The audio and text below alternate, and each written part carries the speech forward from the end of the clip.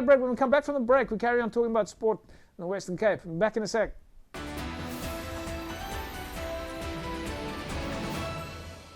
Welcome back, folks. It's, of course, Sport Federation TV, and as you know, we keep talking sport in the Western Cape.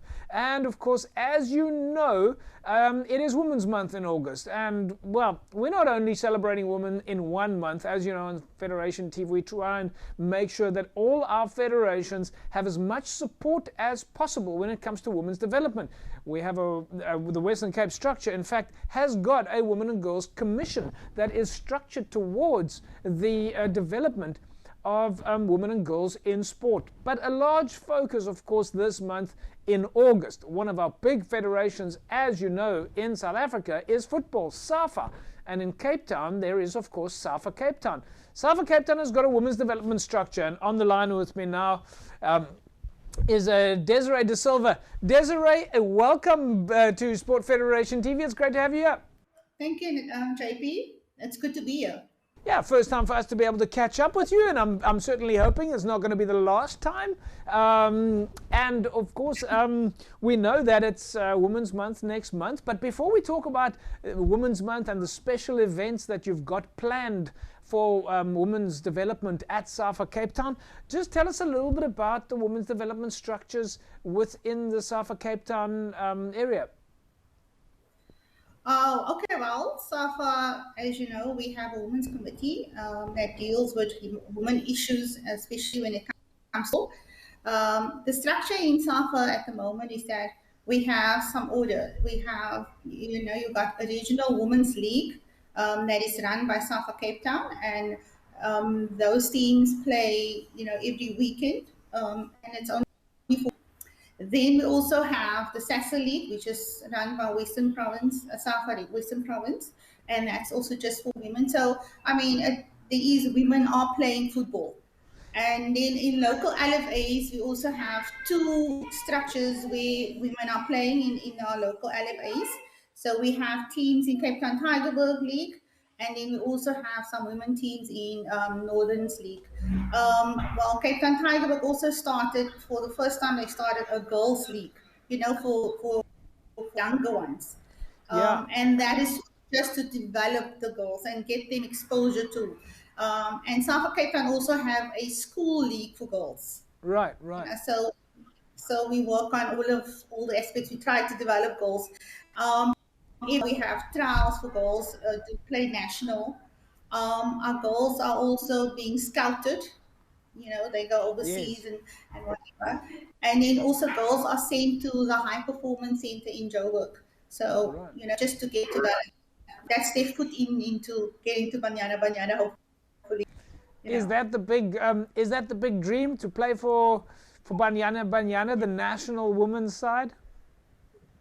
Well, most girls, that is their strive, and yes. I think with girls, the focus are kind of different when it comes to football. Football is more like a relaxation one. Or I can go overseas if I can't play, that their main aim is actually to go play overseas. Right. And what they strive for, yes. So we have lots of ladies that played for Banyana. Now they play in SASA League because they're a bit older. And then also, the teams that they play in, also they also everybody plays SASA League. Yeah. Because that's more competitive. Yeah, very competitive. Yeah. We did have an interview on the SASA League just last week, in fact. With the Bayanda Sikiti, who told us a little bit more about their trials and tribulations, but it certainly does look like very competitive league structure. Desiree, yes, of course, next week is Women's Month, or at least there's a big drive in the month of August to celebrate women and promote women in sport, and of course across the board. SAFA Cape Town, you've got some special initiatives coming up next month. Yeah, we actually decided we're going to have an event on the 9th of August, which is for Women's Month, to celebrate. It's going to be in Nyahanga. We also, part of our celebration is also to celebrate the life of Charlotte Mckenzie.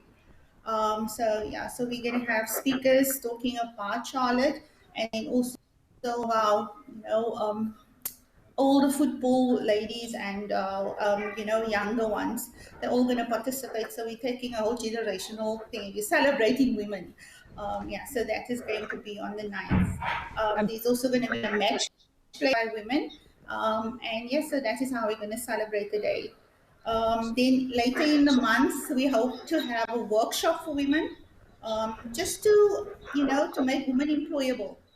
right. And so we look at other skills that women use so that they can be employable. So we as SAFA is going to present a course to a group of women just to get themselves employable, teaching them basic skills for employment like administration, computer skills, those kind of things, so that we can, you know, One of also your we would like to be referees and coaches and, so yeah.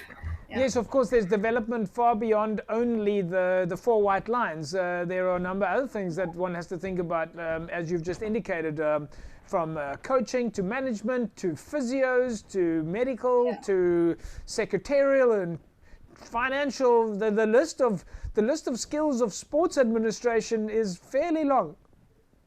It's very long, and it's to say, I must say it. It's sad that women only think sometimes that they should be the club secretary. I'm sitting here, and I'm actually the chairman of Tramway Football Club, and I mean, as a chairman dealing with some men, it's challenging, but you know, that's how you actually going to put yourself out there as a woman and saying, I do have the power also to do this. I Yeah. can do this. Well, I Yeah. must just ask So you about that. I've been aware that Tramway Football Club to get into existence was not an easy road, and Tramway themselves had quite a lot of challenges over the years gone by to get recognition, to get support, and you're the chairperson of that club. That could not have been easy. no, it's not at all. It's not. But we're getting there. I mean, we really are working on our juniors, and I think that is what SAFA is also trying to get young girls involved in football. So we're starting with the young ones now, and really to get them to a point where they can actually become good adult footballers or good footballers for Banyana. Yeah. So yeah, that's the main aim. So you got two clubs playing in the event next week on the 9th of August. You've got the author of the Charlotte Macheke book, Jubaida Jaffa, speaking Yes. to the guests on the day. On the day. That will probably be very inspirational. Yes, because what our aim is obviously so that these young ladies who's going to attend the event, that they will feel inspired to actually look beyond football. Because remember, JP, there's only 11 people that can be on a field, so you have to let people know that you have to look up at alternatives. If you look at Banyana, all of those girls have degrees and they have studied, which makes them employable if you get injured or anything. So yeah, so we would like to inspire our girls to rather do that and look at other avenues. How can you contribute towards the sport? How can you Yeah. develop the sport? So Desiree, of course, Clyde Pinelands will be playing against Strand on the day. Yes. That'll be very exciting for them, and maybe exciting for them that they can hear their names on the show here tonight. And of course, we get a lot of photographs and see how the day went, and we can profile the clubs, and we can profile, hope you some photographs, and actually even speak to Jubaida as well. But the 9th of August, then, the big day for you guys, happening in Yanga at the Zolani Recreation Centre. Yeah, we're going to have a live stream also, and just so that those who can't attend, because of COVID and the protocols, we only allow 50 people in the venue. So yeah, so we're gonna stream the event, and so that other people can also be, part of the Yeah, event. yeah. Of course, Yeah, so difficult times. I mean, we know that with football, you could probably have thousands of guests there, but unfortunately, the numbers are yeah, restricted. And we would love that. You yeah, know, we'll leave it at that and say thanks to you for catching up with us. We know that you've got a very, very busy schedule, and good luck for next week. As I said, we look forward to getting lots of photographs and videos and continuing telling the story of women's development in SAFA Cape Town. Now, thank you for inviting me on this platform and allowing me to promote women, because I mean, it doesn't happen all the time. So thank you, JP, for that. Well, we certainly look forward to profiling the woman on the next time that we talk, that you can tell us who your champions are, whether they're on the field or off the field coming through the ranks. No, they're all champions. Don't worry, they're all champions. Everybody's a champion. Thanks, Desiree.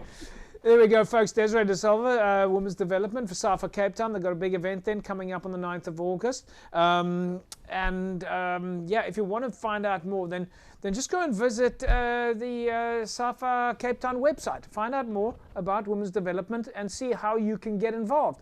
Looking forward to finding out how the event goes then on the 9th and getting some pictures and profiling and bring you some update on that as soon as possible. We'll take an ad break. When we come back from the break, we carry on talking about sport in the province. Back in a sec.